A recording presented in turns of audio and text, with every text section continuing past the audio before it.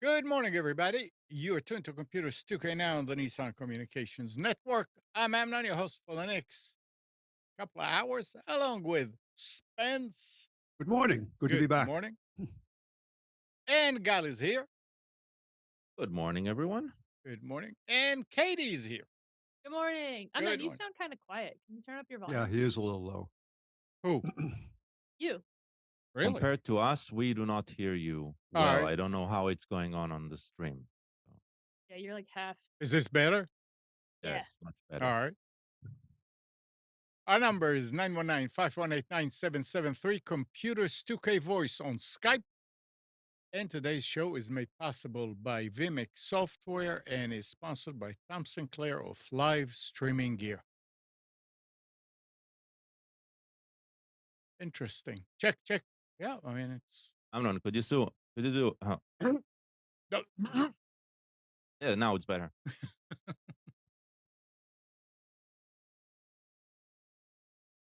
I don't know. Is that the universal Zoom secret code to make the audio adjust itself? Shh. Don't talk about it. So, what's going on, guys? I'm getting my Telly. I thought you already Nice. got it. No, I registered. Oh, Wait, what's a telly? Like a television? yeah. Free Did you get Telly. yours, Go? Did you I get didn't yours? get an invite. I Oh. didn't get. Well, I delayed it though to December 1st just because I'm not going to be prepared to receive it and install it.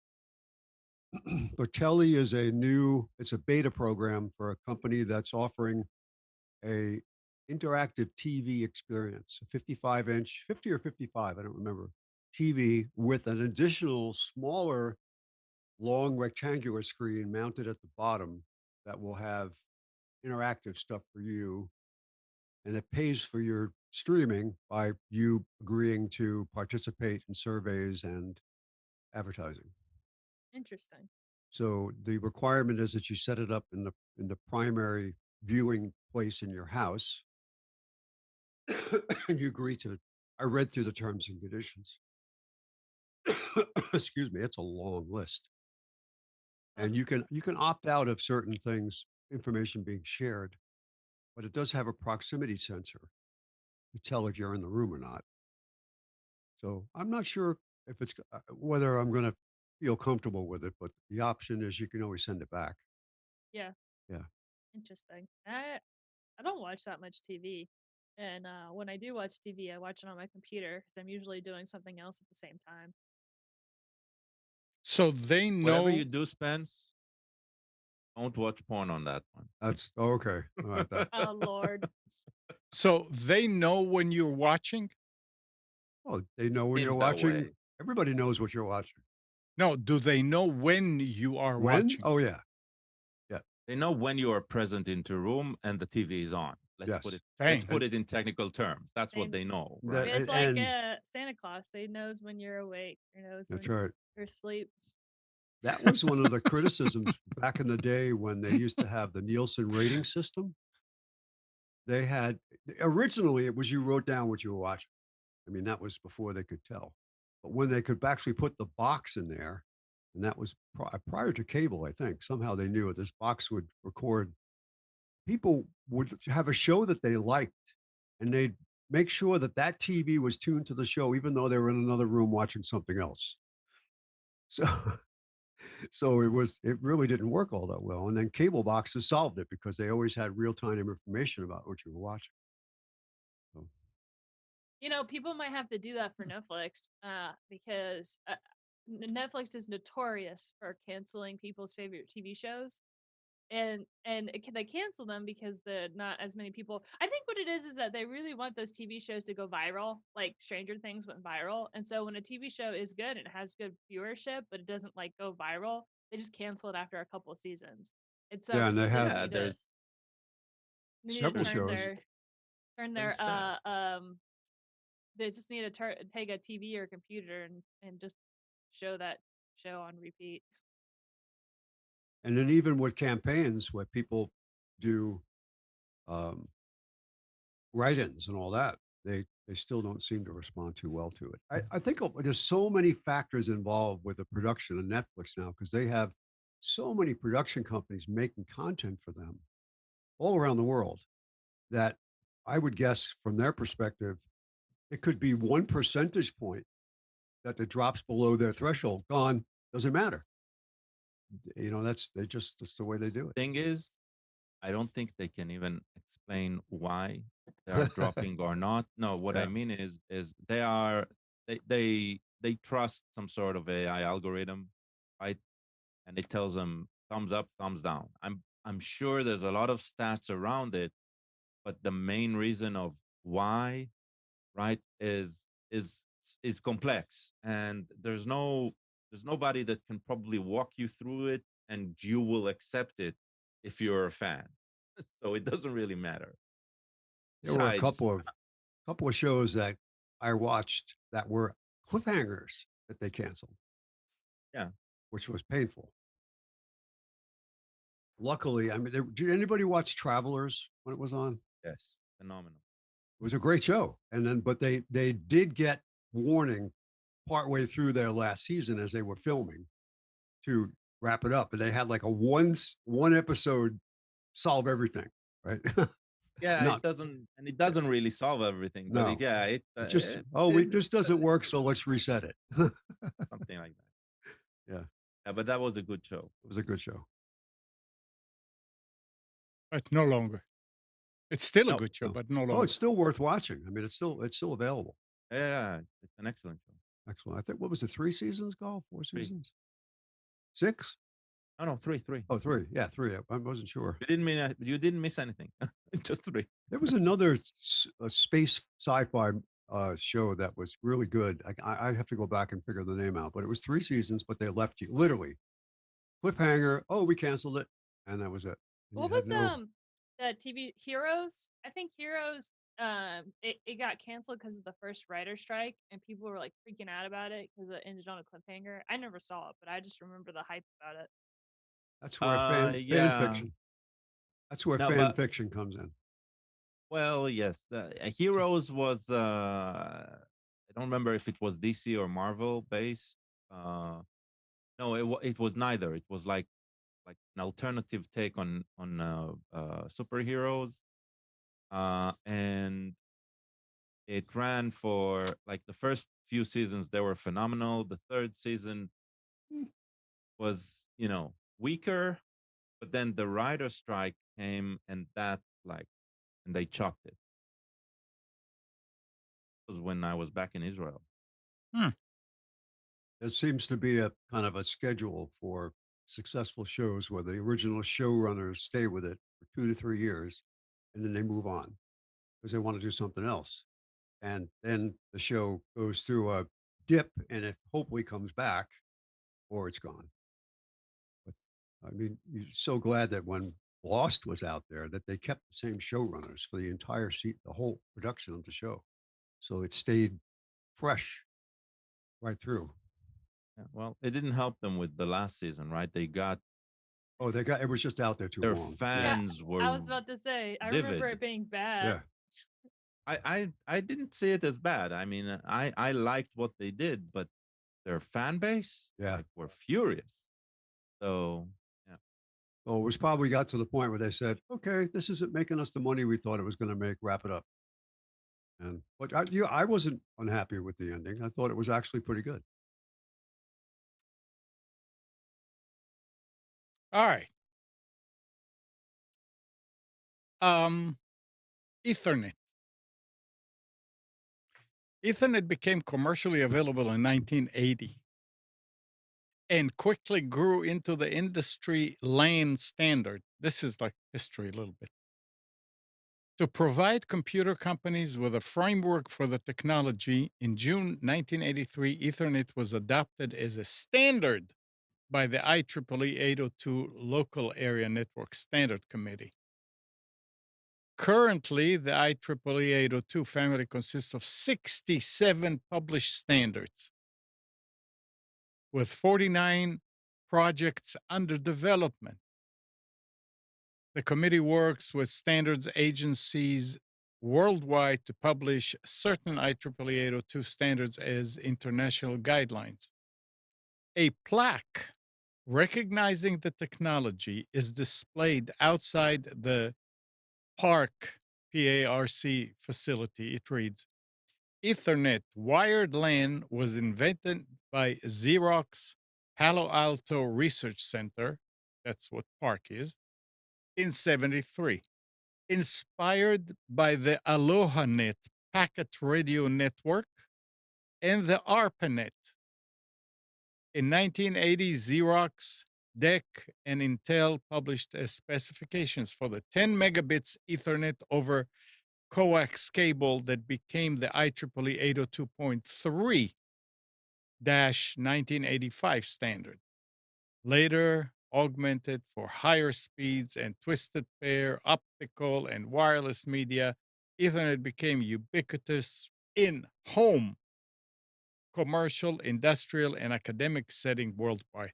Today, we take it. I mean, this is it. It's Ethernet. We have, yeah, I do have Ethernet.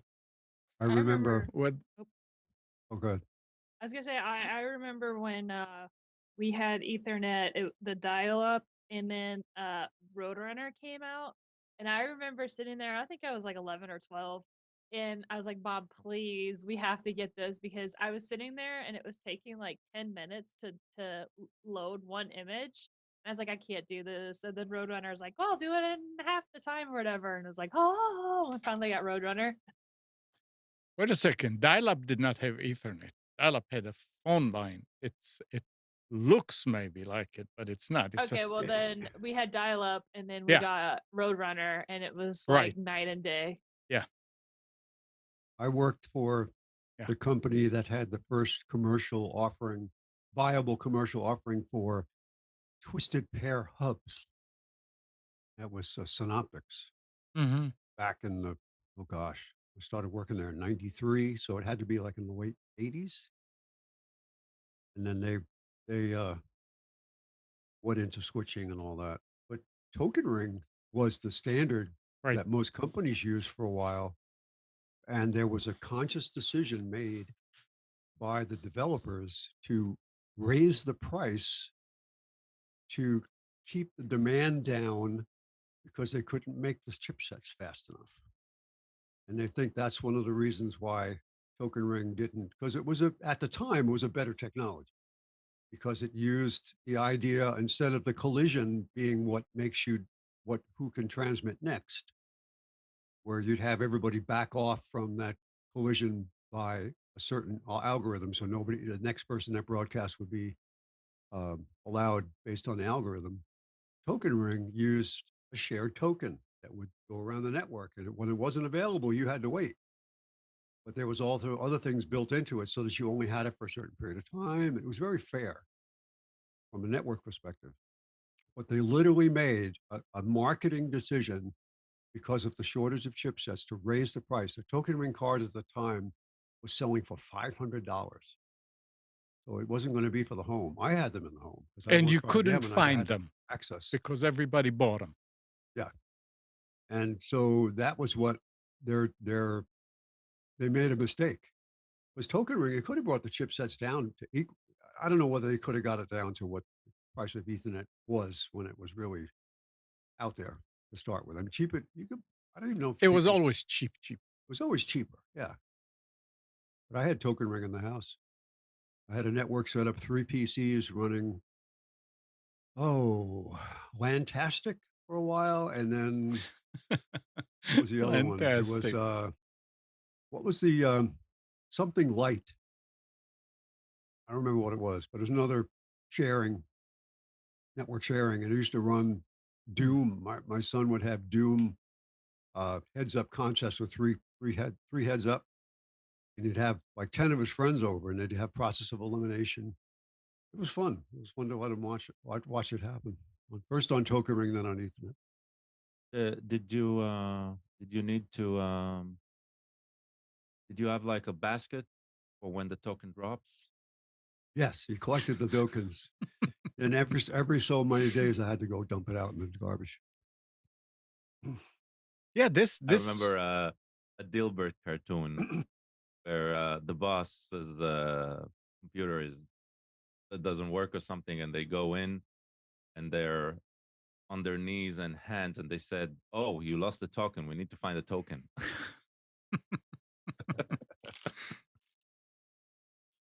Oh,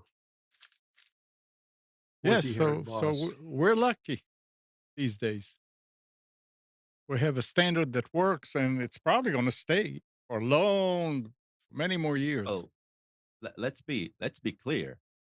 Ethernet that was introduced in the 80s Mhm. has nothing to do with No, Ethernet that we're using today. correct. Like It they're kept they're only. light and days apart. Yeah. Uh, but yeah, yeah. The signaling standard is basically the same, but the bandwidth and the technology around it. I mean, Cat 5 is was such a jump, right? Uh, and it seems like such a mundane thing, like, oh, so it's just a cable with a plug, right? But Yep. the technology of building a Cat 5 cable is, I mean, we take things for granted, but they're very complex, and I really like the complexity and the engineering behind it.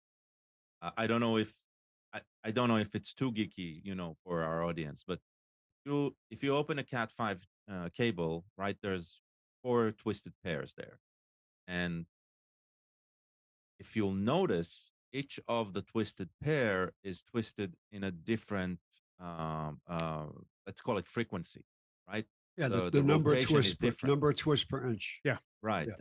And the reason is right. It's just Crosstalk. the Crosstalk. RF. Yeah, it's to make sure that no RF interference, right, between the signals will Between the and pairs. so that any RF interference between the signals will be identifiable and will be able to be filtered out on the endpoints. So the Think of transmitters, the receivers, the cabling, all of that, the engineering around it is phenomenal. So think about what's in one single chipset for Ethernet and how it takes four discrete channels and rebinds them into a single data path. It's amazing. That used to be like multiplexing when you wanted to aggregate back when T1 and T3 were around. You could right, boost your bandwidth by having like four T1s, and they would mux it across the four T1s and then reassemble it on the other side and to get more bandwidth. So yeah, it's amazing. I used to belong to a industry group for intelligent buildings, and you got a certification that said that you could. I actually had a stamp, like a notary public stamp that I could put on a drawing to say that this passes the internal building wiring structure, and I had to learn all about telephony, pops, and all that stuff. But part of it was keeping up on cabling standards because we would have cabling plans for buildings. I used to go to had to go to at least one meeting every year. I remember going to a meeting, and I think it was HP. I don't remember what company it was that was there. And they said, "Oh, well, we've reached the theoretical limit. We can't go any faster than this." And it was like 1 meg over a cable. and And then you tell them, you hold this cable for a moment. it was like the Bill Gates statement, "Who needs more than 640K? You'll never need it," or a 10 meg hard Mhm. drive. Like within a year, it was gone. This was when we went to the meeting, and the first thing he shows us, well, I'd like to introduce you all to something called Mosaic. And I said, "What is Mosaic?" "Oh, it's called a web browser." So we were like all sitting there, oh, this is so cool. And we were all doing, what is it? Chat groups and all kinds of other stuff online. What was it? What was the early dial-up, Amnon, everybody had?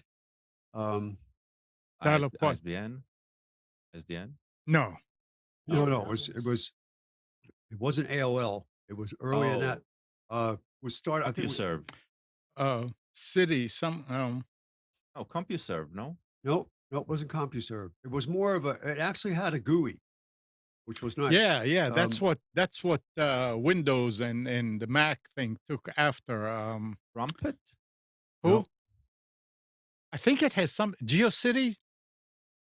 Oh, that's a no, website. no. Yeah, This that's the the Google thing. problem I had when I lived upstate New York. I had an account, but the problem was, in order for me to call the closest server, closest modem farm, it was a long distance call or a Mhm. toll call. It wasn't local, like unlimited local. What was it called? I'm picturing it now. I can't think of the name. They had an online Something like encyclopedia. Paradox or something like that. Yeah, with a Nexus, P, with a something. P. Yeah, But they had an online I heard about them. Yeah. encyclopedia. They had news. They had weather. They had photo sharing, and oh, I'll think of it, but I'll look it up. I'm sure I'll be No. able to find it. Yeah, it was a lot of fun sitting in front of a computer and being on But and the time. talk about the toll calls. Then came Telenet, Oh, which oh man. allowed you to do long distance calling to a modem So, without it being a toll call. so in Israel, uh, uh, the phase between um, uh, ISPs with dial-up Mhm. and Prodigy. Prodigy. Yeah, that's the Prodigy, Sorry, I US yeah, just one. thought of it as I was typing in the search. yeah. Yeah. So in Israel, the phase between dial-up and hardwire connection to home, whether it was ISDN or later on some sort of Ethernet cabling, like cables or later satellite. Uh, um, the in between the phone company for the country um, had uh, a service where you did not need to have an account in order to connect to the internet. The way it would work is you would you would connect via dial-up to a certain number, uh, digits. Once you connected, you get a web page where you select the ISP you want to connect, and Mhm. there's like a table of comparison of prices per minute, and bandwidth and different stats, and you would choose a service, and then you would pay by the minute to that ISP, and it will be billed on your phone bill. Ingenious, because you would only sometimes it would be very expensive, but if you wanted for a short time a high bandwidth, something that would match your modem, for example, a high bandwidth connection, you could dial just for that period of time and you would get that high bandwidth connection. Yeah, and Some connections were billed by the minute, other were billed by the bandwidth you would use. what was considered high bandwidth? I mean, we're talking about modems, right? 14K, right? Right. 56K Yep. max, something like that. It's like 56K on a 14K with compression. You remember those? Yep. Yeah. So yeah, it's all dial up. But when you think about the marketing of this was phenomenal. This was like, you don't need an account, right? You don't need to you don't need to marry any specific ISP. All you need to do is choose when you dial up, right? Which one you're going to use. It was a very unique experience. I don't think I've read of any other system like that, and I don't know. I can't Well, even say if it was a financial success or not. Right? Uh, it was short lived. few years because then ISDN and cable connection started, and later on fiber, right? So In the early days of ADSL. Delta Force, I was a member of a company. It's like you subscribe to it, and it wasn't that much. It was like 20, $30 a month. And what you do is the the companies that were into it were all internet service providers that provided dial-up, be it ISDN or just analog. And You you had a modem farm, I had a modem right? farm. Yeah. I no, I never had a modem farm. I started with ISDN that was broken up to how many was it? 12 channels, I think, and it was like 12 or 20 some channels that were like modems each one, but it was one box. I actually still have the boxes here. But the thing is, you you in order to be a member of this, you also take like two or three channels and make them available. So I had on the website a database that people would log in and they'll say, "Well, where are you?" And you enter your uh, area code, and it'll give you all the numbers that you can call local and connect to the internet. So Local pop. yeah, it was a pop, Yep. and you could do it in ISDN or you can do it in analog. So you would subscribe to a dial-up service, and you never had to make a long distance call. You you say what's your area code, you try any of these numbers, and when you connect, you're actually using, if somebody said I'm in Raleigh, they would use mine my modems. It was a great solution to have pops all over the world. I remember using that. Yeah, and it Yeah. worked great. And if one had some problems, you just use the other number. I can't remember how many numbers there were When in when you were at the network center, did you have your own modems there originally? it was the same thing. It was Same thing? ISDN. I mean, the early days, I remember with Marshall, we tried to set up an ISP, and this was, shoot, I don't remember when it 1870? was. I don't remember when it was, but then it was a bunch of 14.4 US robotics modems and a terminal adapter that had like about 40 RS-232 connections. That's how you did it. But right after that, it was ridiculous to maintain it, forget it, and the wiring. Oh gosh! So then we had the boxes that from US Robotics that had cards in them, and each card would provide you with two lines, analog line, or one or two analog lines, two digital 56K 64, channels. Yeah. or no 256. No, I Oh, know no, 50. Yeah, number 2 of 256 56, well, or 64. two 64s ISDN, which was a lot Yep. faster than 64.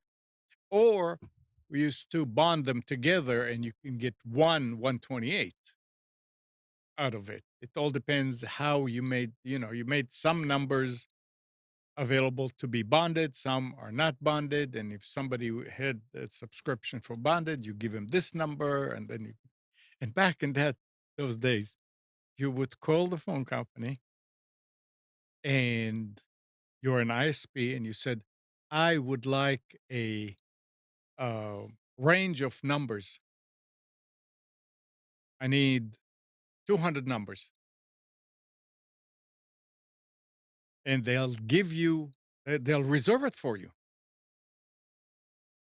And that's where the 852-2121 right now that I'm using came from for the business. That's the number. I changed it to a voice number, landline afterwards. But it was, I mean, try to go today and say, I need 200 numbers. No, no, you don't get that. Well, you don't need it. Right. Yeah, Yeah. true. But yeah, and it worked great. So that's what you were talking about, Gal. It's a great idea. It makes it usable for the users. It was unbelievable. And I mean that dial-up, those pops, I think I did away with that only about 4 or 5 years ago, because there were still some people that were using it, using dial-up, because there are still a lot of areas that don't have broadband. But when I saw that, months went by and nobody was using it, I said, "Okay, it's enough. I don't need to pay for it anymore." But it was nice.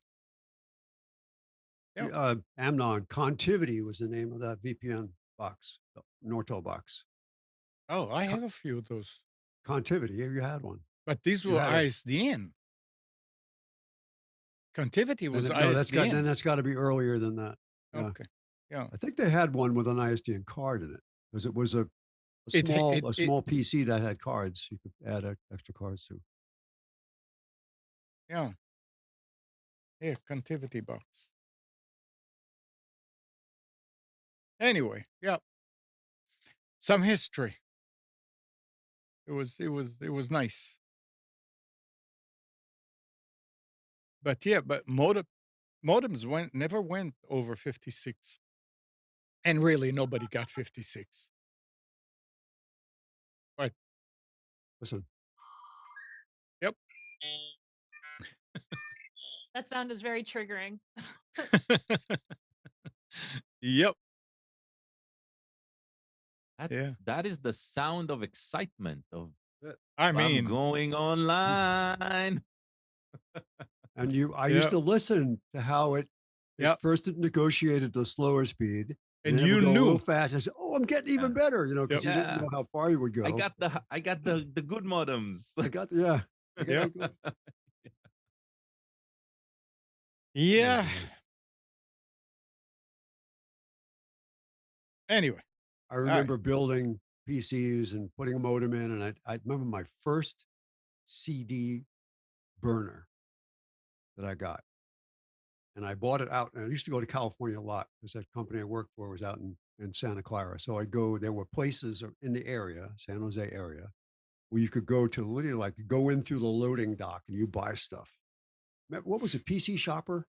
Amnon was the Yeah, big there was a PC catalog. shopper. And you'd find these places, Computer advertisements. shopper. Oh, Computer system shopper. board, 486 SX system board for only $275. Yep. And you go in. I remember buying my first CD writer. It was SCSI, and it was like Mhm. $275. And I thought that was great. Oh my gosh, that's such a good price. Yeah, and for the younger generation, when he says scuzzy, he doesn't mean disgusting. Scuzzy was a No, was a no. For the younger generation, if they want to explain, it's not about disgusting.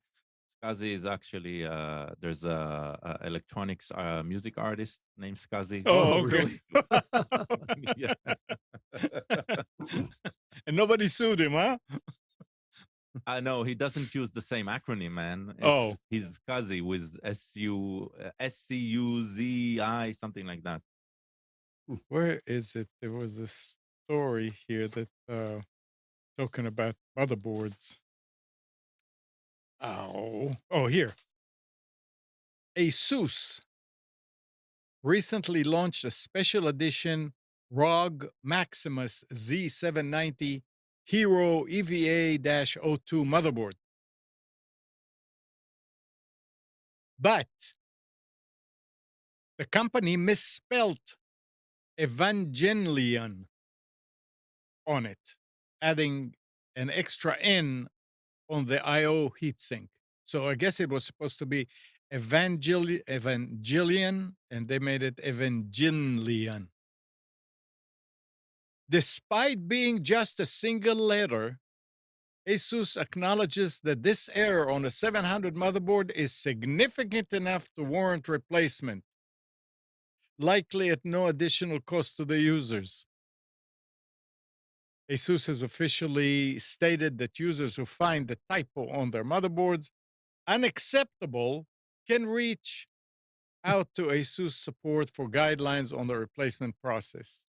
Notably, there is no indication of a dedicated service to handle these replacements on behalf of users, so users will be asked to disassemble their motherboards themselves.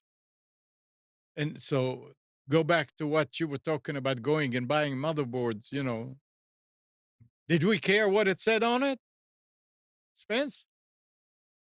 No, Oh, he's not listening. no, I was reading about the Nortel ISDN Oh.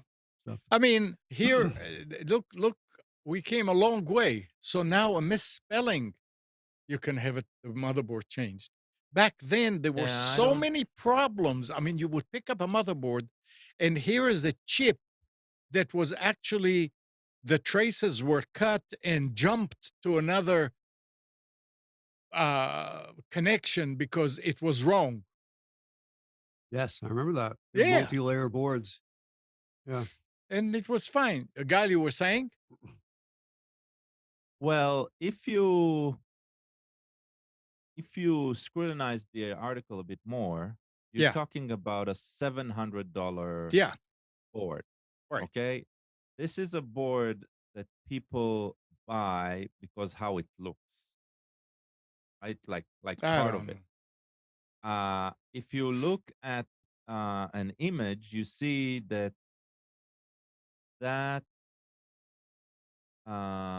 name is next to an image etched on the board itself.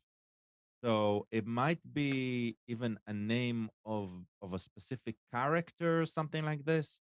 So this is like if you bought it, you paid the extra bucks, they paid the extra licensing. So the reason here, the Ah, reason that it's not technical here is because this is the reason people paid so much for the board. Uh, and that's why, but I agree. There's a I w- I would even say if they're offering to give you some sort of rebate, right, mhm, would make a lot more sense to me right. compared to right. But Besides, this would probably be worth a lot of money later on because it's probably, yeah. yeah, yeah.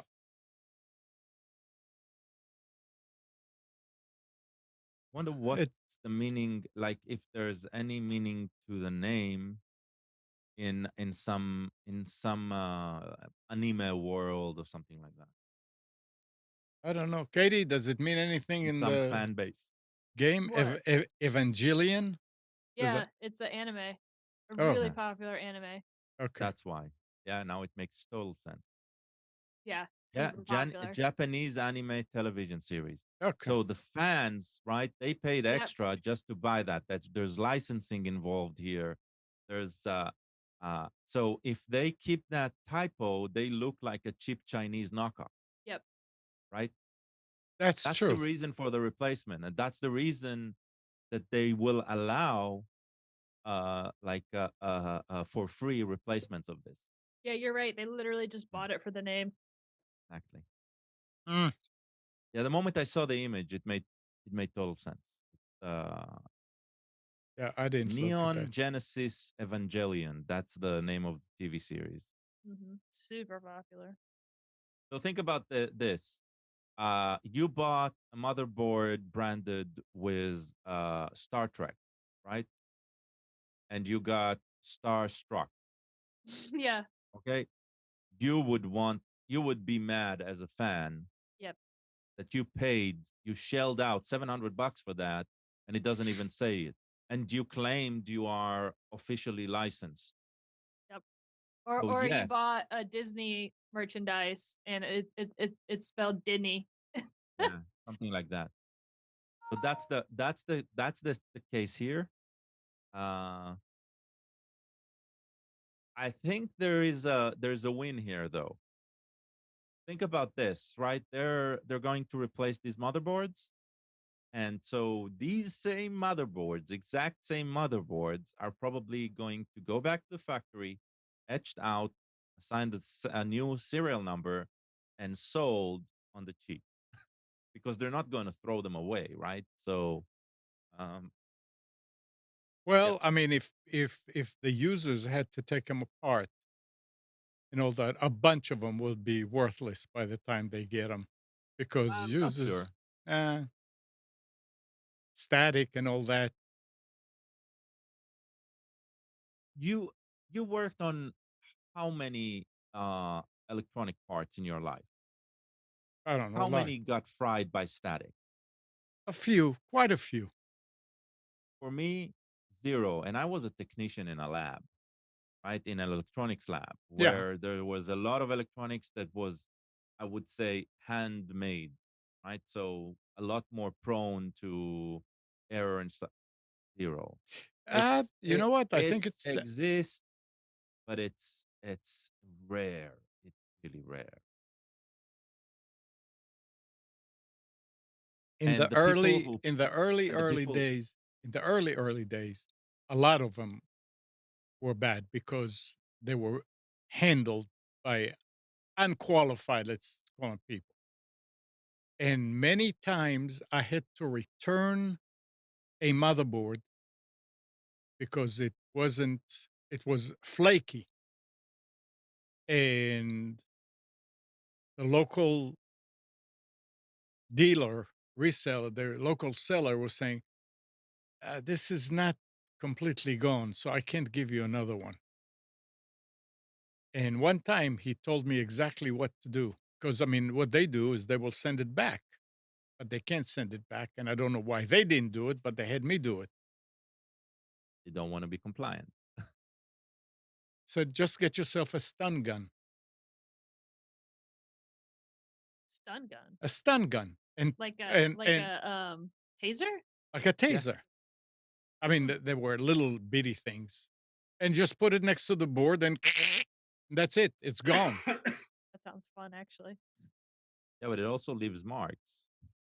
I don't know. I mean, the point is that at that point he said, "Yeah, I can take that," which is ridiculous.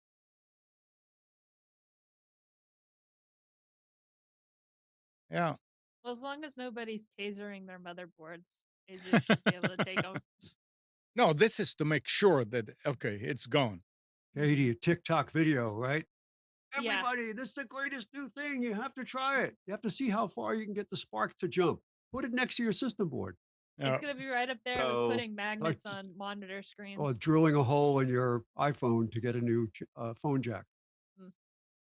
Nick and I, we follow. I used to follow. I don't know. I haven't seen his videos for a while, but there's Linus Tech Tips on YouTube, and he does a lot of tests on hardware and stuff. Hmm. And one of the videos he collaborated with another YouTube channel called Electro Boom, where the guy he's an electrical engineer and he does a lot of electrical circuits, builds them, thinks about them, talks about them.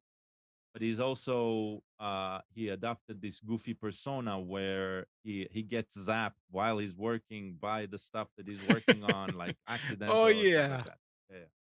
So they partnered and they did a video where they tested out what what type of current will require to fry a circuit today, like a motherboard or memory module or anything. And they so like what is the risk of static electricity doing anything to the equipment? Hmm. And they needed to go very high in Really? order to fry it. They could not fry it through the, the any of the person's body. They went through a lot of pain to prove that. Uh, uh, the only way they could actually fry it was direct current to the board. Oh, wow. So yeah, so today's electronics, at least, right? Yeah. We're in a completely different place. So what I'm hearing is no handheld taser, but more of a cow prodder. Get some livestock.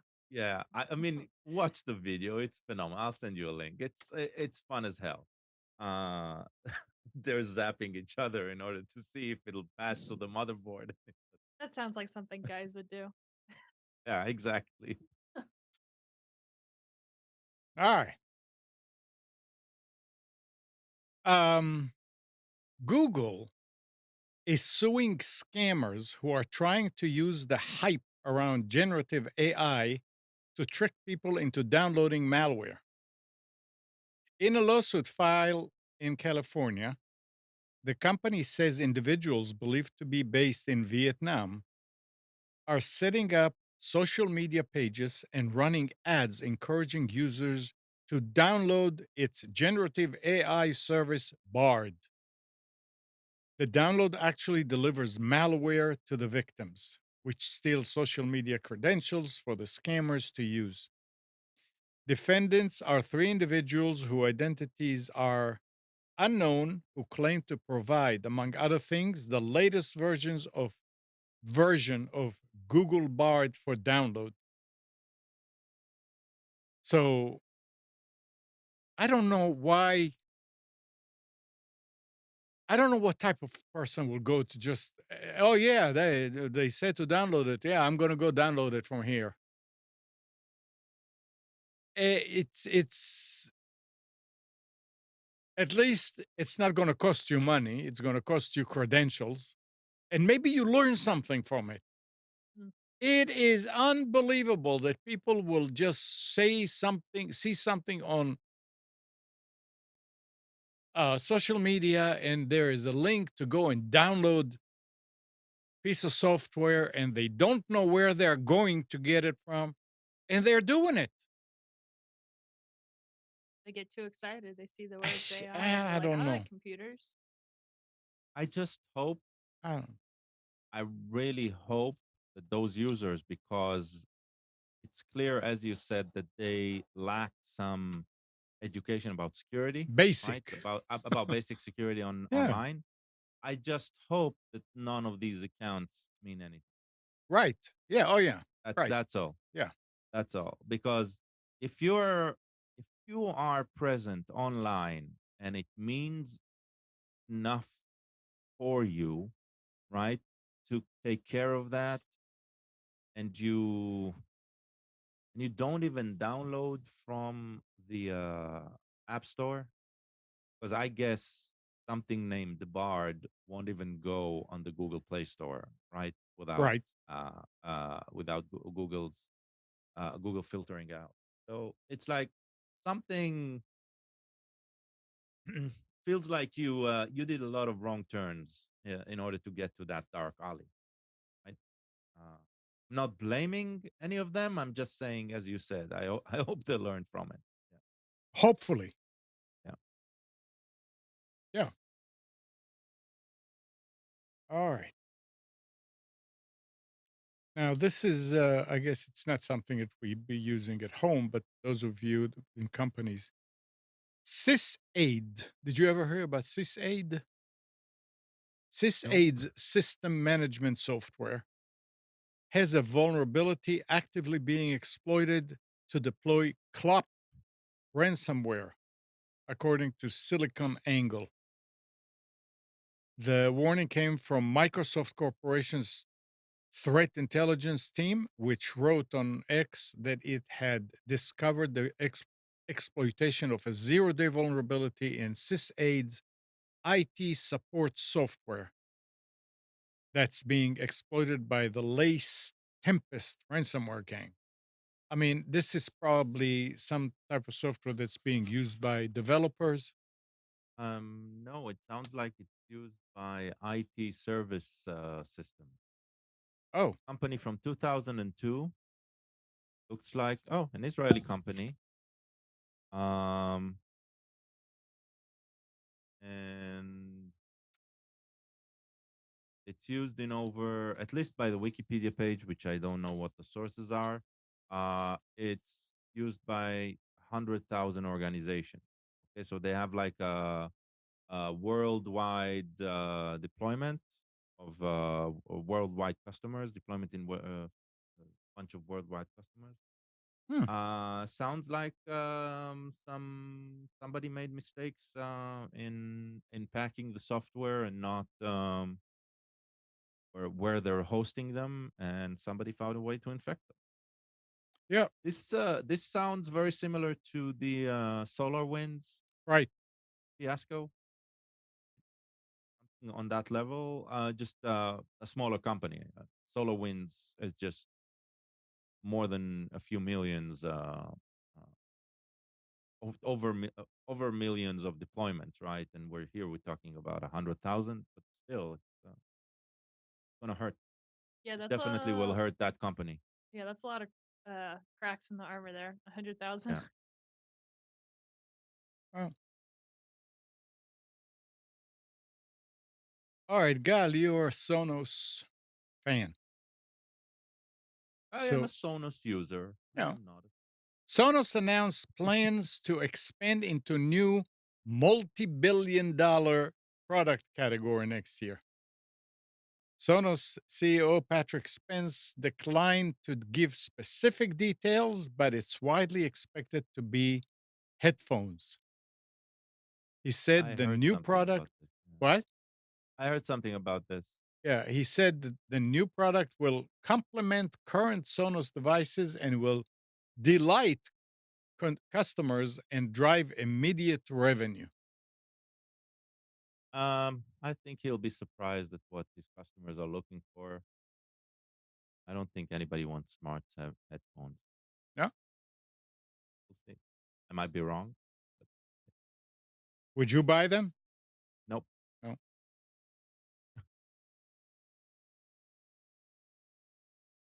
All right, let's see what else here. Google has announced that its news app and news.google.com will remove supports for paid magazines next month. The removal not only applies to new subscriptions slash purchases, but also to existing libraries of magazines. This is coming from 9 to 5 Google. That means that users who have paid for magazines to use them in the Google News app will be cut off pretty soon. Ahead of the December 18th shutdown, users will be able to export copies of paid magazines. Magazines that cannot be exported due to interactive elements will be eligible for a refund. So at least it sounds like they're doing it. Sounds like what they did with Stadia.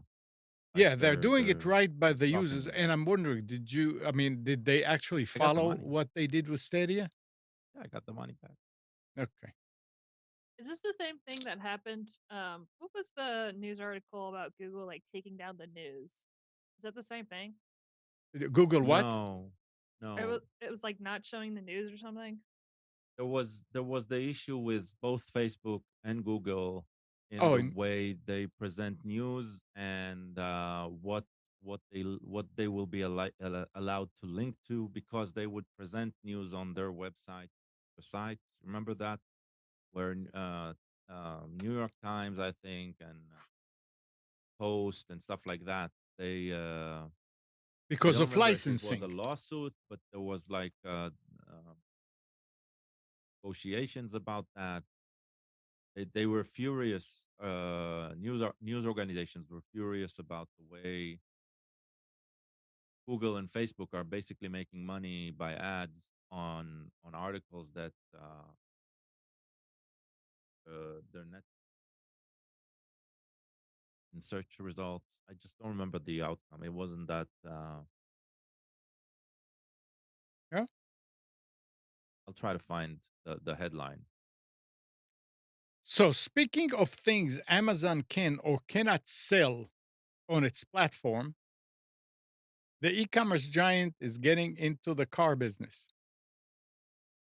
Oh yeah, I saw that. Well, I saw an ad. It was like, you can buy a car off of Amazon Yep. now, and it's like a picture of a truck opening up and a car coming out of it. The e-commerce giant, along with new partner Hyundai, announced Thursday at the 2023 LA Auto Show that it will start selling vehicles on its website in the second half of 2024. Hyundai vehicles will be the first vehicles sold on Amazon.com's US store, with other brands following later in the year. The Amazon car sales section will allow customers to shop for vehicles in their area based on a range of preferences, including model, trim, color, and features. Choose their preferred car, and then check out online with their chosen payment and financing options. Customers will be able to buy a vehicle online and then pick it up or have it delivered by their local dealership, according to Amazon. Um, Well, Amazon are not the first, right? Let's be clear. There's Carvana, yeah, which already does that. Mm. right. I So they're just entering this market that was already carved by Carvana, right? So, I wonder too. I don't pay attention exactly, but I've heard grumblings that a lot of the car manufacturers are very upset with the dealerships because they're marking up the cars way above what the suggested MSRP is, and I don't know. What's coming to my mind is Ford. Like Ford was getting really frustrated because their trucks were supposed to sell for like I don't know $40,000, and I'm just pulling these numbers out of thin air, but something like $40,000, but then the dealerships were selling them for 75 or something, and it was like huge, and people were complaining about it, and then they said that they were going to do something about it, and I wonder if this is them doing something about it, where they're just going to cut up the dealerships and well, they sell. can't cut up the dealerships. That's a problem. At least by certain states. I don't know if it's like it's definitely not a federal agreement or something like that. But I know that all of the traditional car manufacturers, right? I remember reading about it in comparison to Tesla, where Tesla directly sells their cars Hmm. to the customer. Um, uh, all of the dealerships, they have monopoly. It's not a monopoly. It's a but the agreements, they say that only dealerships can sell the cars, not the manufacturers. The manufacturers are not allowed Right. to That's sell how it directly to the started. Yeah. customers. Yeah. Okay, I So found an article. It was last year, uh, February 12th, 2022, a Washington Post article that said that Ford and General Motors are very upset with the dealers because they're ignoring the manufacturer's suggested retail price. They said in some dealerships, the cars are upmarked over 80% of what the suggested MSRP price is. This was Uh, during the okay, but that pandemic. during the shortage, the chip shortage. Yeah. oh, well. Yeah. But yeah, the it was the same thing with if you Tesla. remember graphic cards, right? GPUs. Oh, The MSRP would be, I don't yep. know, $500 to $600, and they would sell for $2,000. Um, it was just a nutty time. But the thing is that yes, the manufacturer lost control because of dealership. I doubt that this step here is in any way related to that directly. Um,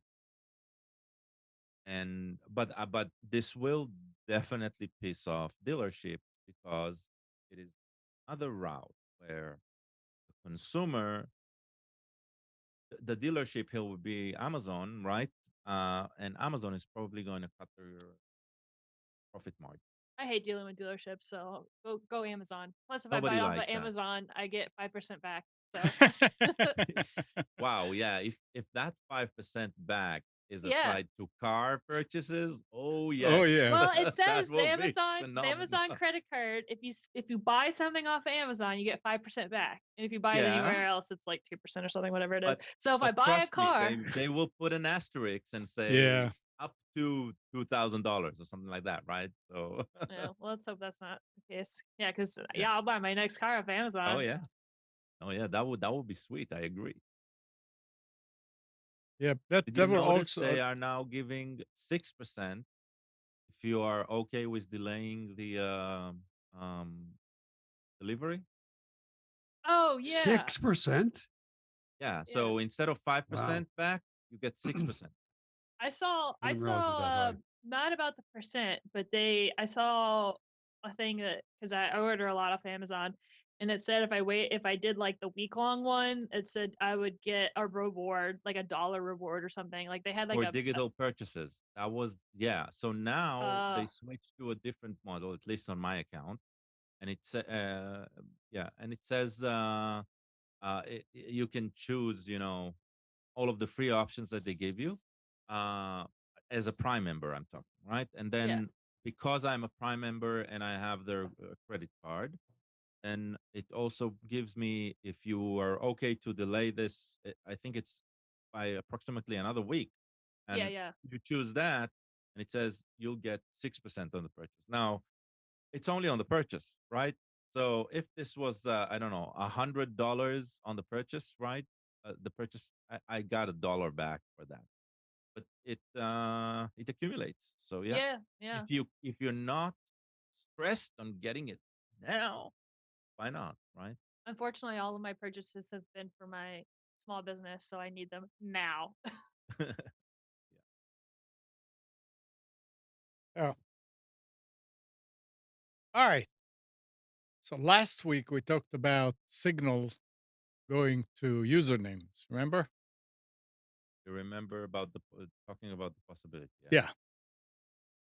Giving the recent dot article about Signal opening up to trying out username is the 6 million annual cost of spending SMS messages for account verification, which certainly suggests that getting rid of phone numbers verifications would be a significant cost saving solution. Signal pays $14 million a year in infrastructure cost, for instance, including the price of servers, bandwidth, storage. It uses about 20 petabyte per year of bandwidth or 20 million gigabytes to Notice we enable can talk about this because they are publicly they traded post everything publicly. No, they're not traded. They are what's it called? utility. A No. public non for profit organization. Oh, So all of their tax returns, everything is publicly available. okay. So that's why we know all of these details. It's so important. I think it's great that So they're it doing it. says that they're using 20 petabyte to enable voice and video calling alone, which comes to $1.7 million a year. The biggest chunk of those infrastructure costs, 6 million annually, million dollars, goes to telecom firms to pay for the SMS text messages Signal uses to send registration codes to verify new Signal accounts phone numbers. So they're saving a bunch of money by going to usernames. Well,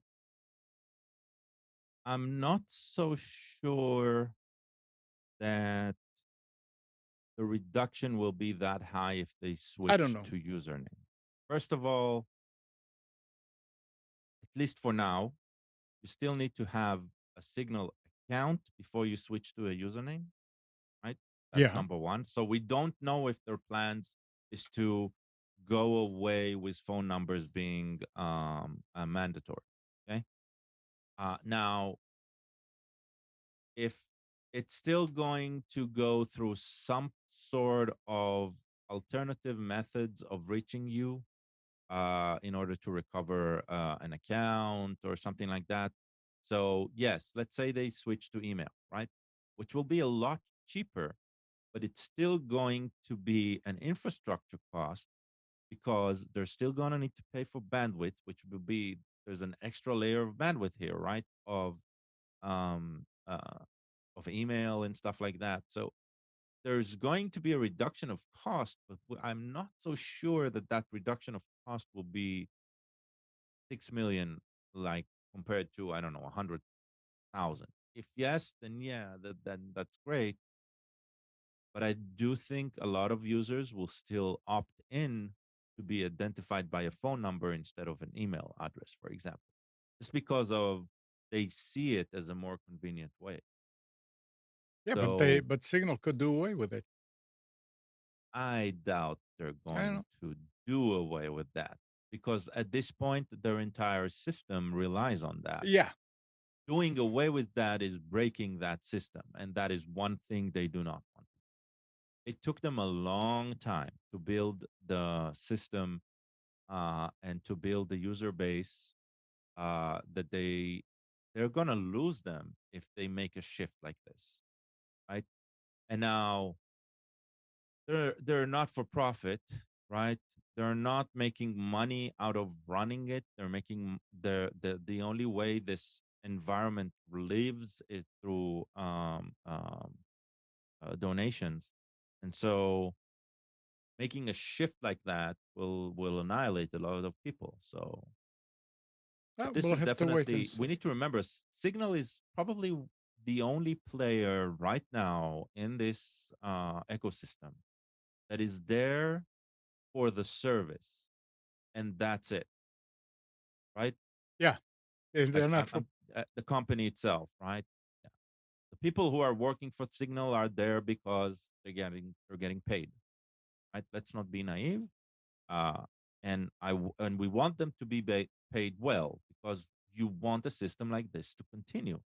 right. And it's a rare thing in the tech market in general, right? To see a system that is there to serve and just to serve. So yeah, Yep. interesting. But I can tell you, oh well, it's not official. Yeah, it's there's something called Signal Wiki, but that's not by them. So never mind. Some discussion about usernames. All right. So we're coming on the holiday season. A lot of people are going to buy their kids all kind of technology toys. In May, Alexis Hancock's daughter got a children's tablet for her birthday. Being a security research, Hancock was immediately worried. Her mother. I looked at it kind of sideways because I've never heard of Dragon Touch, referring to the tablet's maker. As it turned out, Hancock, who works at the Electronic Frontier Foundation, had good reason to be concerned. Hancock said that the tablet had a slew of security and privacy issues that could have put her daughter's and other children data at risk.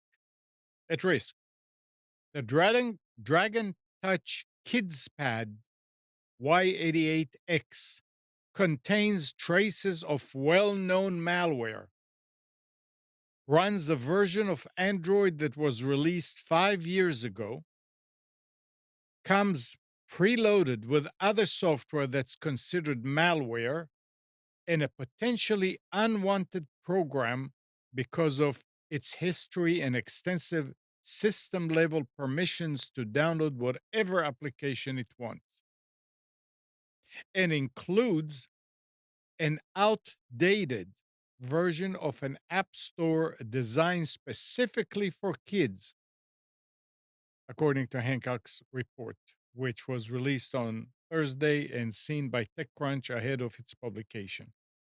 Hancock said she reached out to Dragon Touch to report these issues, but the company never responded. Dragon Touch did not respond to TechCrunch questions either. After TechCrunch reached out to the company, Walmart removed the listing from its website, while Amazon said it's looking into the matter. So, parents, just keep it in mind. Um, this can be splitting hair as far as I mean, there's a lot of tablets and hardware out there that uses older OSs, but there's too many things here. Let's put it this way: when it comes to kids, where you cannot trust the kid to notice, right? Yeah, That's what I mean by kid.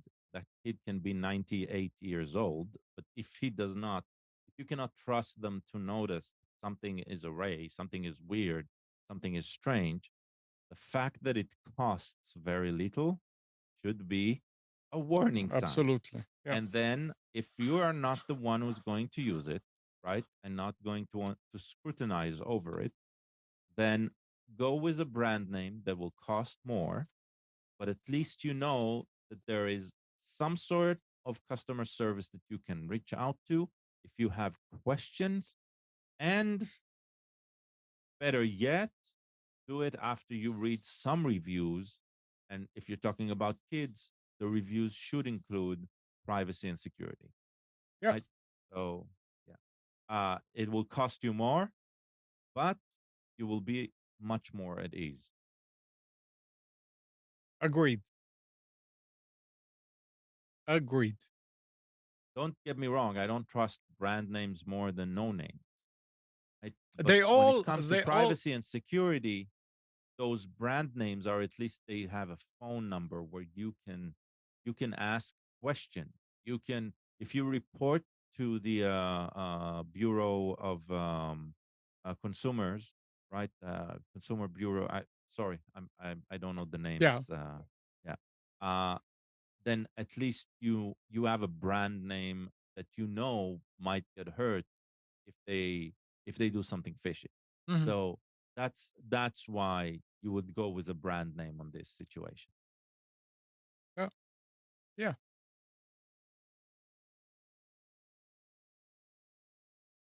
Um,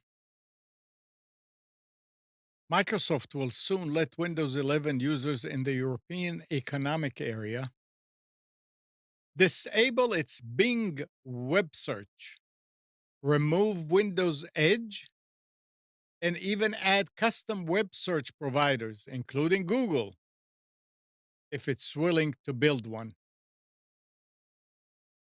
into the Windows search interface. Hmm. All of these Windows 11 changes are part of key tweaks that Microsoft has to make to its operating system to comply with the European Commission's Digital Markets Act, which comes into effect in March 2024. Microsoft will be required to meet a slew of interoperability and competition rules, including allowing users to easily uninstall pre installed apps or change default settings on operating systems, virtual assistants, or web browsers that steer them to the products and services of the gatekeeper and provide choice screens for key services. Um, this is kind of like taking them back to the days of the Microsoft. What was that Internet lawsuit? Explorer and Media Player. Yeah, I Yeah. mean, and why are they doing it only in the European area? No, I don't think they're going to do it only in the European.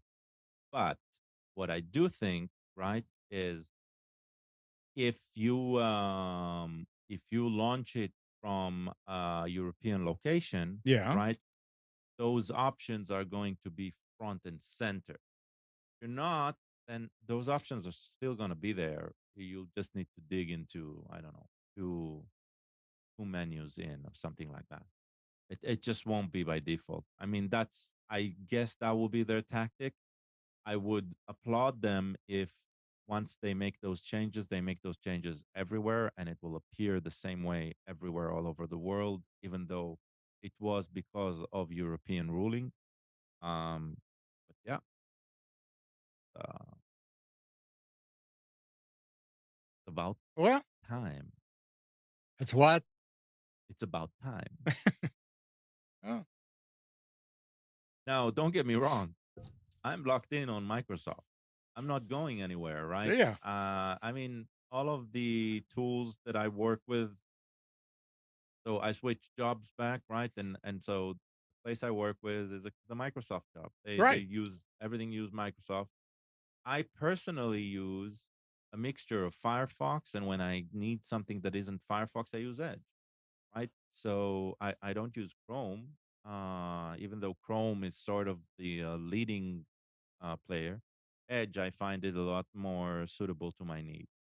So it does require a lot of tweaking to switch off all of the privacy related issues, all of the privacy related concerns that I have with the product. But uh, overall, it is superior to Chrome.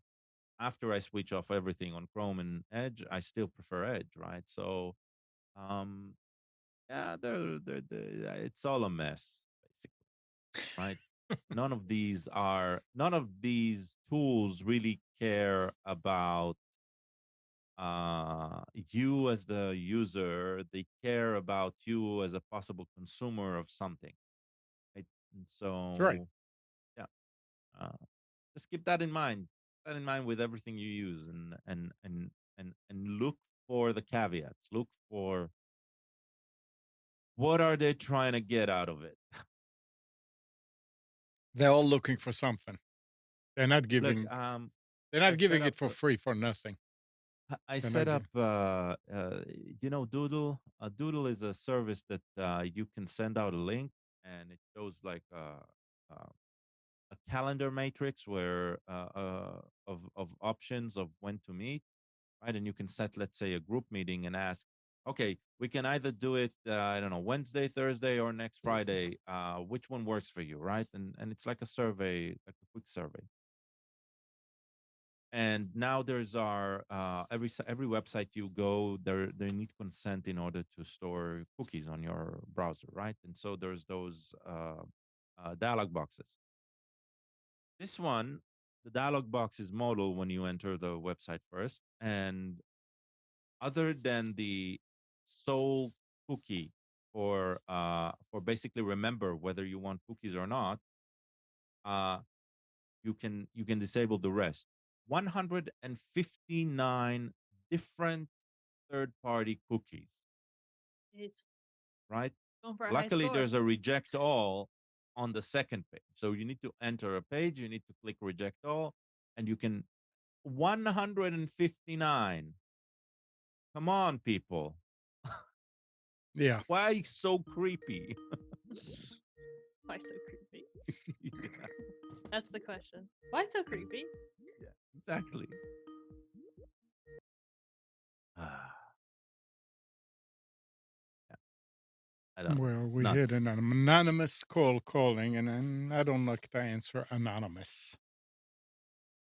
Um. Yeah, what are you hiding? Secrets. Yeah. Nah, you're worried that it'll ask you, and you know you haven't renewed your vehicle warranty. Yeah.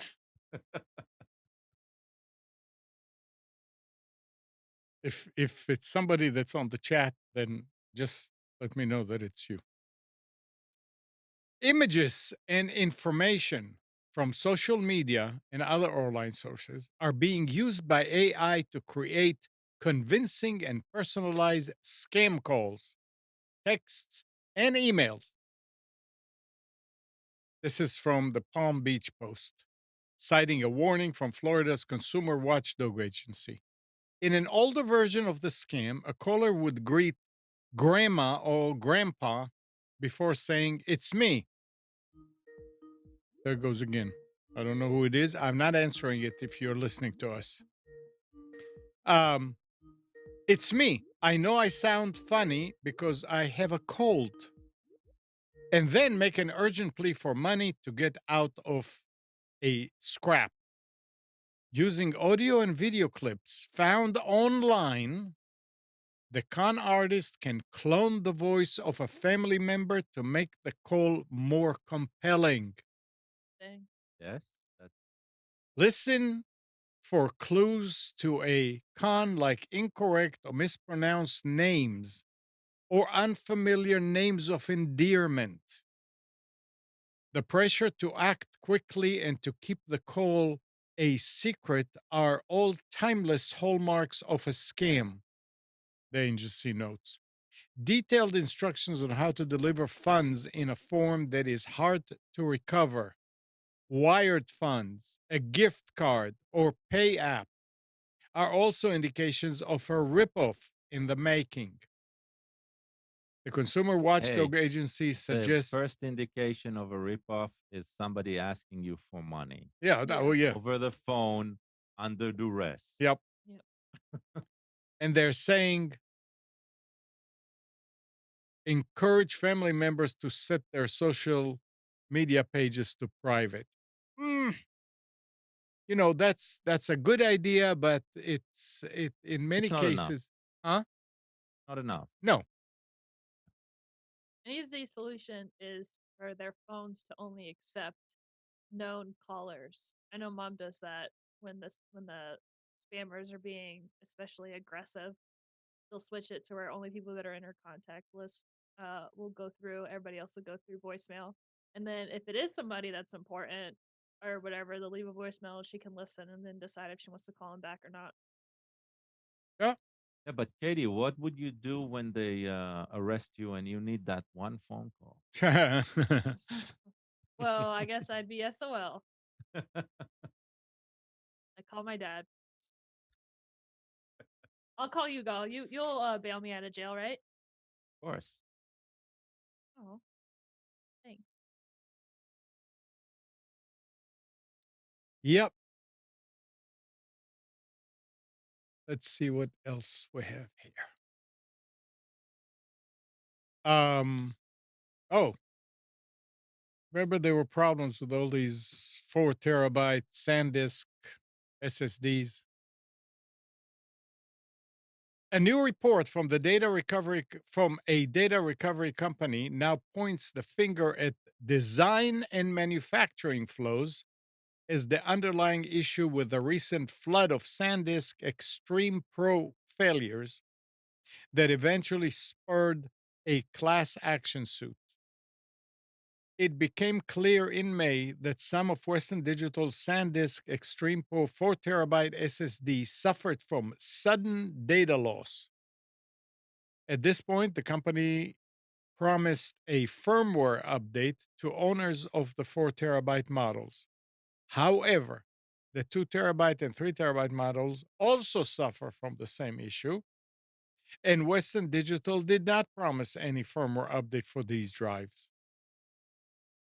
Marcus Hafel, managing director of Atingo, a data recovery company, told Future Zone that the problem lies in hardware, not firmware, which could explain the lack of corrective firmware updates for those models and SanDisk continued silence about the source of the issues. So if it's in hardware, I guess a patch will not help. And they saying this is where the problem is.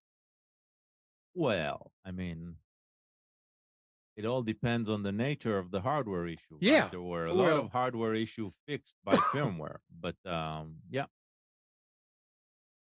yeah, but it's interesting that there's still no solution to this. Sounds like they're gonna go back and forth blaming everybody. Yeah.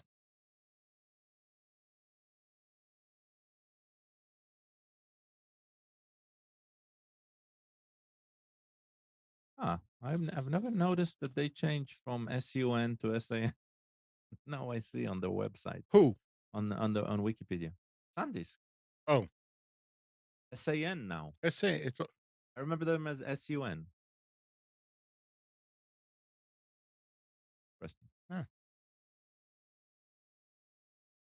And in a surprising move, Apple has announced last week that it will adopt the RCS, Rich Communication Services, messaging standard. The feature will launch via a software update later next year and bring a wide range of iMessage style features to messaging between iPhone and Android users. Apple decision comes amid pressure from regulators and competitors like Google and Samsung. It also comes as RCS has continued to develop and become a more mature platform than it once was. Now, did you tell us before, Gal, that Beeper does allow you to go in between? Well, it's not Beeper. So Beeper connects to Google Messages, right? And Yeah. through Google Messages, it does its SMS on Android. Google Messages does RCS. So if you're using Google Messages, you're doing RCS. But does that help you to communicate with iPhones? No, but that that, No. that has nothing to do. Beeper does iMessage. So iMessage is the Apple only solution for media reach conversation, right? IP based. Okay. Uh, and without without the matrix bridge that is managed by Beeper, uh, there's no like there isn't any official way of using iMessage on an Android, for example. Only for iOS users. There's no web-based. There is a web-based portal. I'm not sure that it's a complete replacement of an interface. There's an API of sorts that is used by a matrix bridge, and that's what Bieber basically offer. They package that into you. All you do is in a menu, you say, I want to connect to iMessage, you put your username, password, and it connects to your iMessage account, and you get a chat interface that can work on PC, that can work on Android, and you can communicate with iMessage users. So uh, that is a Hmm. bridge in between.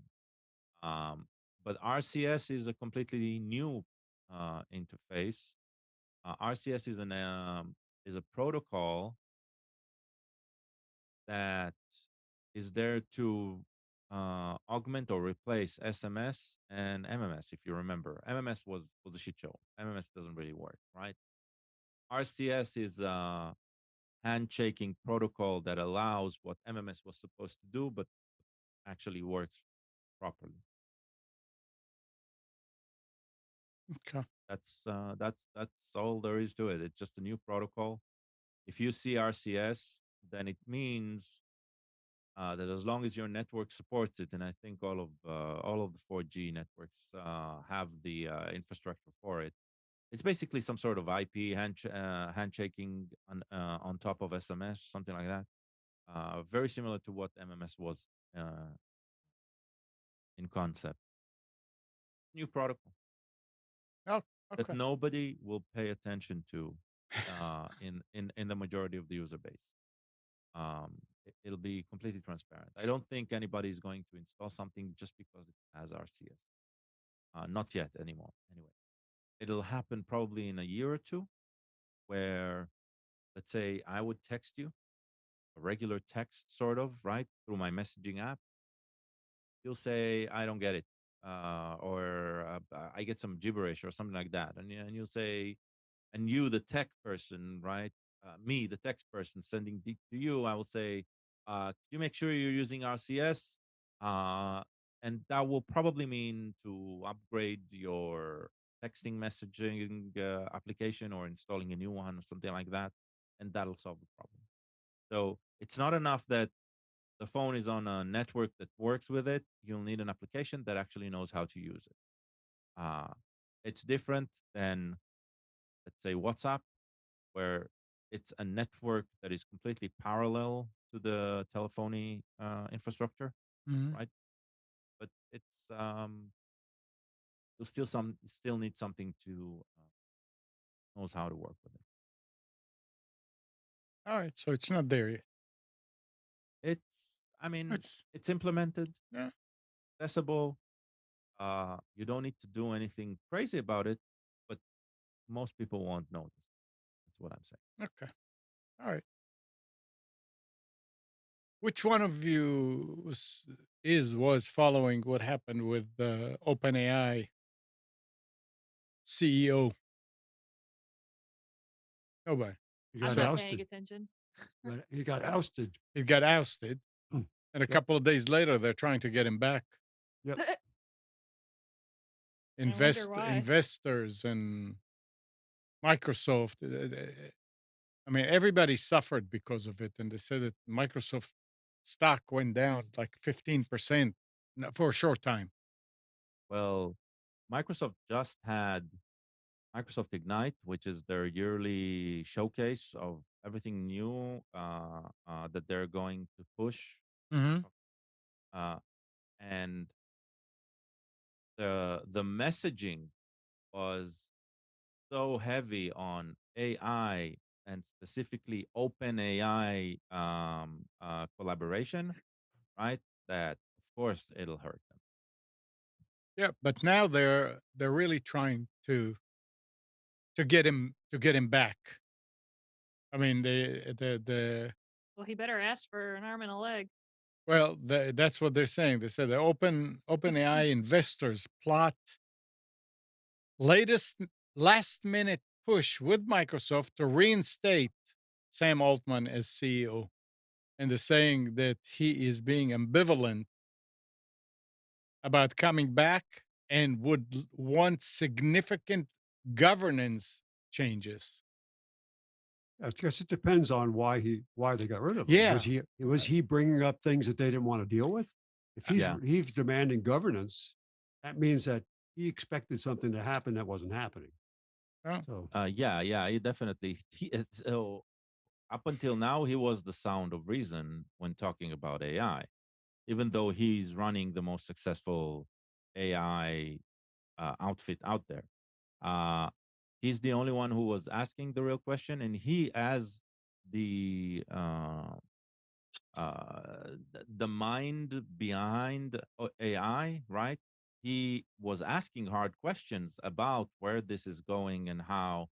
Uh, but yeah, uh, it's funny that investors are bringing him because they're bringing him for the wrong reasons, right? They investors are worried not because they're losing the sane voice, is because they're losing money because the sane voice has stepped away. yeah. So And not only that, yeah, they were saying that he was already that there were some people with money that wanted him to set up a new company yeah, with but I AI. don't think he'll do that. Well, Let me rephrase it. He might very well do it, but I even if he does that, I don't think that company would necessarily be financially successful more than OpenAI. That's the thing. OpenAI has been established. I don't think that by just building another alternative to OpenAI, it will make it more successful. I It's like think WhatsApp and Signal, yeah, right? but I think it's because it's him. I don't That's know. why look the technology behind what. That's why I'm comparing WhatsApp and Signal. The technology behind WhatsApp is Signal. Okay, we need to remember that, right? Yeah. But WhatsApp was the one that was purchased by Facebook, right? Mhm. WhatsApp is the successful version of that. WhatsApp is the greedy version of that. And Signal is not. Signal is the clean version of that. It will never be as successful. It all comes down to marketing. So OpenAI is wonderfully marketed. Everybody knows about it. Like when somebody says AI, the first thing they think of is OpenAI. Even Yeah, though, Chat GPT. Yeah. yeah. So if he creates a second company, can it compete as far as like technology? Sure, but will it compete in the minds of the consumers? No, because if you ask anybody out there that isn't a tech person and they know a little bit about AI, I bet you they've heard of ChatGPT and OpenAI. and you can't buy that marketing, that brand awareness. Yeah. But anyway. Personally, I would buy Walmart AI over all the other ones. Yeah. You mean great value? That's it. Great value and uh, the shopping experience. The delivering to your car is wonderful. But the Kirkland one, And you get that Walmart one, that one is high quality. and you get Walmart Plus with it. That's right. Yeah. Yeah.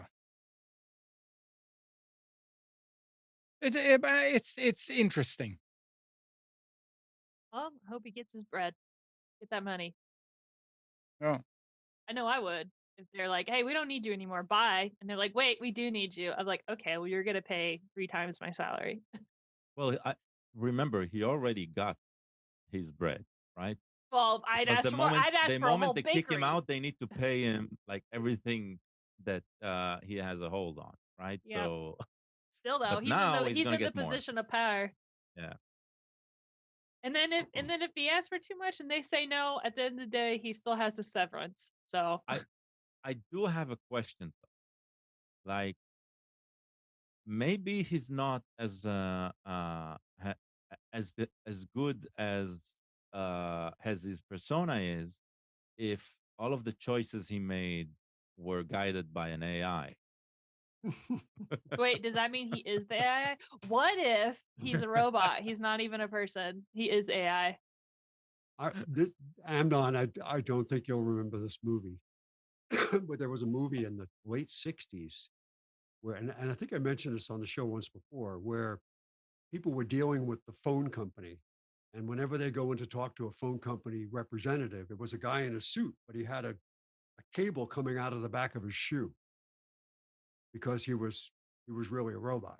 They didn't want you to know that, but that was like he kept seeing this cable, and they looked down and said, "What's that?" Oh, pay no attention to that. No, I don't remember that. The other part of that, the whole board of directors thing is it shows you that boards of directors are not necessarily the best people. There's a lot of people sit on a lot of boards, and it's like Yeah. they have their monthly schedule. They go around, they sit in on the monthly board meeting, and they're just wealthy people who they're either on the board because of what their personality brings to the value of the board, or they're there because they know what they're doing, or they have money. But Yeah, but remember that the goal, right, of that board is there's always the number one goal, and that's profitability. It profitability. is never ethics.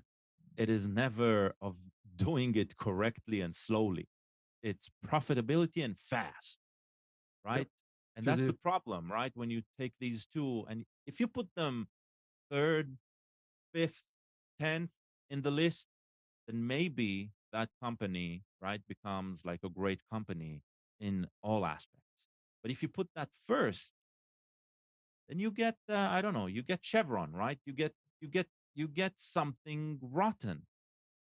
That's the problem. That's what needs to be always up front and center. I hope that the reason he's not there is exactly that he's not seeing eye to eye with the people who just care about profitability fast. and profitability in the short term. They don't think about, well, what are we 2 years from now? They come in. I can't tell you how many times I've lived through this where they come in and they'll have a 6 month revenue goal. And Yeah. they'll do everything they can to make that goal at the expense of all the other things they need to be doing. Yeah. It's the Uh, pendulum theory. The pendulum swings to customer satisfaction, then it swings to profitability. And when it swings to profitability, customer sats is affected and suffers. all right. Okay. Oh, did you happen to see the Starbucks thing that happened recently, where the uh, some parts of Starbucks are union, and the rest of it is non-union, and the union part of Starbucks, that they're not getting the raises that the people on the other side are getting, You're because kidding. they say, well, we don't, because you're a union now, we have to negotiate with the union. You can't negotiate your own salary. And it's not based on the metrics that we use for other employees. You have to, it's based on the metrics we negotiated with the union. So all the people are like, what? And Huh? their raises are a lot lower. The people on the other side are getting paid really well, and the best paid baristas in the world. I mean, what they get benefits, and it can be part time and get medical benefits and all this other stuff, because the company said we want to be good to our employees. And it's true. They cannot just give them. I mean, it has to go through a union Yep, it has to be negotiated, Yeah, collective bargaining, all that stuff has to happen. because the union And has to make money from it too. that's right. Yep. Hey, Yeah. Spence, is that movie you described is The President's Analyst? Yes. Okay, James I'll check it out. Coburn, right? James Yeah, Coburn. I'll Yeah, check it thank you, out. Gal. I was the other day I was searching for, I couldn't think of it. The president's analyst. That is it. Okay, Absolutely. I'll check it out. How did you do? What kind of search did you do? The search I did was Wire out of a shoe. 60s movie, phone company, man cable plugged. Really? And Oh, good. and the result was the first one on DuckDuckGo from Reddit, somebody asking a question about that and somebody answering. And the question was asked 4 years ago. Wow. Yep. Now, why did I remember it was James Coburn too? That's amazing. Well, I didn't search James Coburn, but But he was now that a I said the yeah, name, you remembered, yeah. yeah, yep. Was he the president or was he the robot? No, oh no, no. The president's analyst means he was the guy that would be go in, and he was a psychiatrist for the president, and he Okay. was privy to Okay. But he all the was the information. robot. So he knew too much. They wanted to get rid of him But he was because the the world robot was then. controlled. No, Yeah. no, but the world was controlled by the phone company. That's the point that he He's the finds one out. discovering it, Yeah. probably, Okay. yeah. Yes. Yes. There's a good chance that I actually saw this movie a long time ago as a kid, like young. Well, I So was I definitely guess young. I mean, if I it's the guess the 60s. phone company is the social network of today. Back Yeah. then, the phone company is what social networks of today, Well, controlling the it world. was subversive. Think about it. Everybody could reach out, everybody, Yep. right? Without control. And What touch is going somebody. on? All right, guys, it's time. Anybody wants to add anything? Oh, Oh, Happy Thanksgiving. yes, Oh happy yeah. Thanksgiving. Yeah. I'm bummed that Nick's not here so that he could give us Black Friday deals. But I will say that there's Black Friday sales on the 3D printer I buy. The one that I buy is, what was it, like $70 off. But the bigger ones were like $100 or some off. Doesn't matter. Either way, I bought 2 more 3D printers. So now I'm gonna have 4. But my stuff's been kicking off online, and I went viral over the weekend. So I was like, I need the printers to that's help me fine. Absolutely. output. Well, Absolutely. don't work too hard during Thanksgiving, but really enjoy this blast Yeah. of success. Dude, I'm Yeah. so excited. I'm getting people messaging me, be like, "Where is this? I need this. Is it sold out?" And I'm like, "I'm sorry, it's sold out. I'm The trying as only hard as thing I I care can." about though is you got another couple of printers, but it looks like they're paying for themselves, and that's Oh, they phenomenal. are. That Yeah, is that they phenomenal. are. I know. Yeah, They have more than paid awesome. off my investment, which is good. Yeah. So I'll keep y'all posted. All right. Spence, anything? Um, I haven't. Unfortunately, I've been isolated from so much communication stuff until I got back. It's overwhelming to come back. No. But stay healthy, everybody. Don't get scammed. Yeah. Let me Uh, plug some. It's not personal, but like yeah, go our ahead. politics is uh, we're almost 50 days into the war there in Israel. Just make sure when if you are reading up on it between Israel and Hamas, is make sure you are looking at reliable information because there's crap going on from all sides. Hmm. That is terrible. Um, it's horrible what's happening there. But keep in mind that real lives are at stake here from both sides. So Absolutely. And that's the main problem here is yeah, uh, the Hamas side and the Palestinian side is a lot better than Israel as far as social media and putting out all kind of information. yeah. Uh, Think uh, about motives. Think about history. If you wanna, and before you blame any side, and this is true for, just understand who are the players. How does the board look like? Uh, uh, why things are happening? What's the motive? Because it's never as simple as a TikTok video. That's right, all I can say. Look at the Bin Laden thing now with TikTok. Oh yeah, It just shows you how you got a generation there that are maybe 20, 21 years old suddenly have a perspective on something that they weren't even aware of right. before. And now they've made this, oh, well, maybe terrorism isn't so bad. It's Spence, this is America, right? Experiencing for the first time Holocaust denial, but in their own turf. yep. This is exactly this. Okay, so It's uh, been here, but not like this. It's been yeah, there in small pockets, but it's not like institutionalized in some parts of Europe. yeah. Yep. So yeah, so just um,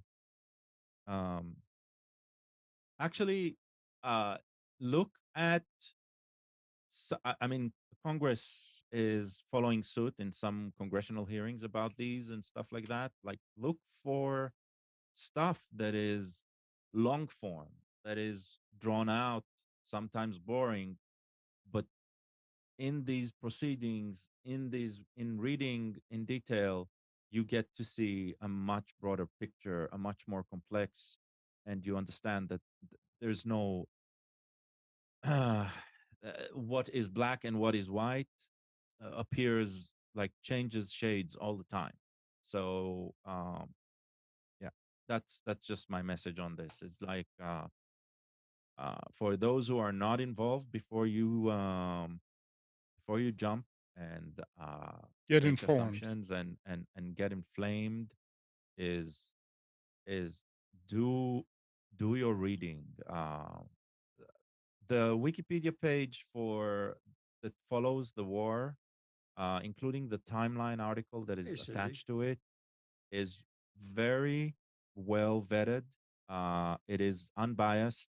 It is not Israel side. It is not Palestinian side. It is not taking Hamas side. It is not taking any side. It is an aggregation of reporting that has been vetted. It is locked down. It can't be butchered by passerbys. It needs vetted Wikipedia editors with some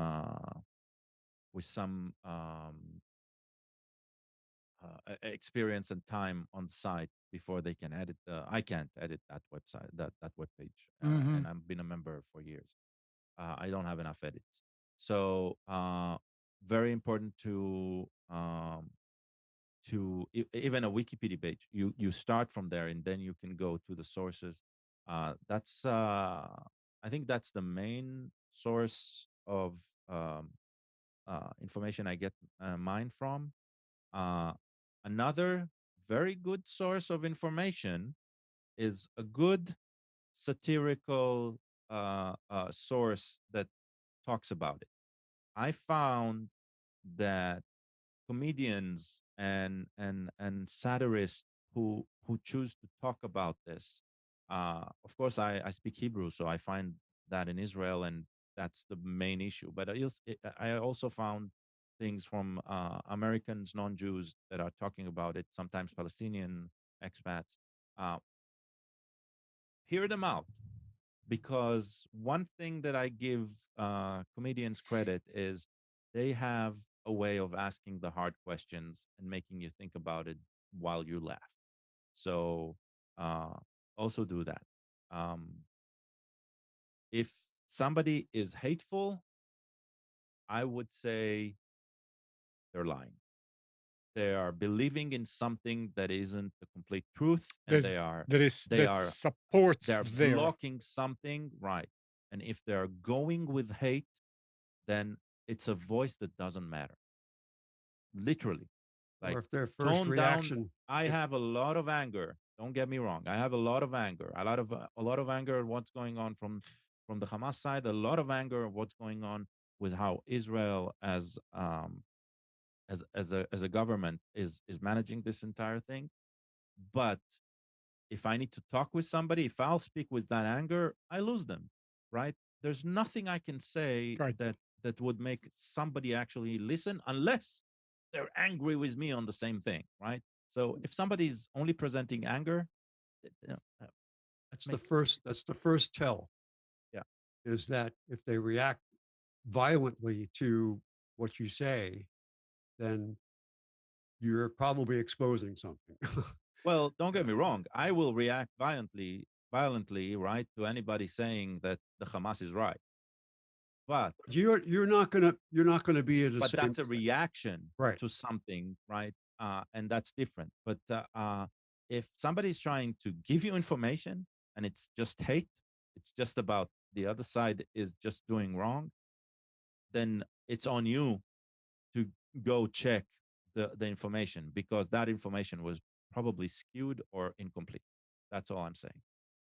I don't know if Hannah told me this or I got something and I heard it somewhere, but the thing that you can always bring up about who is right, and I mean there's no right and wrong here, but there is. But the thing that nobody There's can a lot of argue, wrongs. There's very yeah, little right. right. The one thing that you can bring up is when somebody is thinking that Hamas is right, you just ask one thing. How many videos of Israelis celebrating killing people did you see? How many of and nobody And can don't get me argue that. wrong, Amnon. Don't get me wrong. There are videos of Israelis celebrating the atrocities happening in Gaza. Those Wha will come Yeah, but they don't know what for yeah, very far right wing minded people. It does yes, exist, but yes, they but definitely are not the majority. They are definitely not out there in groves. They are an outlier. There are very few of those. yeah, So and that's a shame that they're there, but this is yeah, democracy. There's nothing you can do. exactly. Yeah. And one more thing I would say, right? That if you know what, no, I won't go there. All No, right. don't. I'm All right. sorry. Yeah, no, no, I don't want to go Yeah, into that let's not but get it's too deep into that. yeah. It's a But it's if a remember, if it's driven by hate, then it's on you. yep, It's on you to to stop. diffuse that by going and checking the facts. Yep. Okay, and that's true for both sides. There are a lot of things, right? Absolutely. But yeah, Absolutely. All right. Well, let's hope for better days. Maybe they're coming. And yes, again, have a happy Thanksgiving, everybody. Enjoy family, enjoy good food, and cherish it. So thanks, Spence, Gal, Katie. I wonder what happened to Nick. He was drafted. well, It He's was, now going to be a presidential candidate. yeah, Yeah. They yeah, Nick. contacted him and they swept him off to do the vetting, and he's going to be out on the He's probably stuck at the campaign trail. beach. Yesterday was He's so nice. he was Passed out he somewhere. was written in Yes, for mayor of Wilmington in the elections. yeah, yes. Somebody a submitted his name. whooping 0 point. What was it? Yeah, he got 40, no, 50 some. 56 points. I He's think. he's in 56 fourth votes. place, Yeah. Yeah, but it's a big stretch. Yeah. Yeah. But it's interesting. No, it's awesome. Come Yep, on. absolutely. Yeah. 46 ballot counts, Yeah. What we need is which a is instead of a 0.34%. Hey, Right? that's So more it's than me. still, it's amazing that it's that Yeah. high. So I So how many propose family members does he have? So none 46? in No. Wilmington. None. Oh. None. I think we should have write out votes. So you can say, I want to cancel one vote for this person. Interesting. But what is in what he sent? What is right in miscellaneous? I don't know. I guess I some don't know. people Yeah, didn't get he's anything. third place basically. Well, That is amazing. interesting. Anyway, so again, thank you guys. It was fun. And again, have happy Thanksgiving, everybody. And good morning, Kathy, Hannah, Nabil, Mac, Norm, Dana, Dina, Mati, Eleanor, Sarid, Yaakov, and Yael. Thanks, everybody, for tuning to Computers 2K Now. We hope that you enjoyed and maybe learned something from our time together. Remember to practice safe computing, back up your hard drive, and update your virus scanner, and change any same password you're using anywhere. We'll be back here next Sunday at 9, but you can always reach us at computers2know.com. And speaking about Nick, Monday through Friday, 6 to 9 a.m., Nick does his morning show in Wilmington on 980 The Wave and 107.9 FM. You can tell your Echo device to play 980 The Wave during this time and listen to him live, or you can go later on to the recordings at nickcraig.com. And during the week, Monday, Tuesday, Wednesday, you're going to have to check on the website. Nick and Brian do the Infection podcast on Twitch, which is for survival games and gaming news and some political points also. Go to twitch.tv/infection podcast to find out when it is. Have a great week.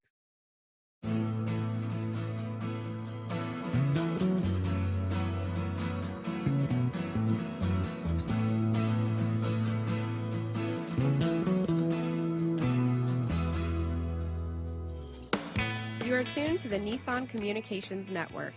If you tuned in too late, you can always watch each program in its entirety or download an MP3 audio file of it in the archives section at nissancommunications.com. Don't forget to subscribe to our YouTube channel, follow us on Twitter, and like us on Facebook.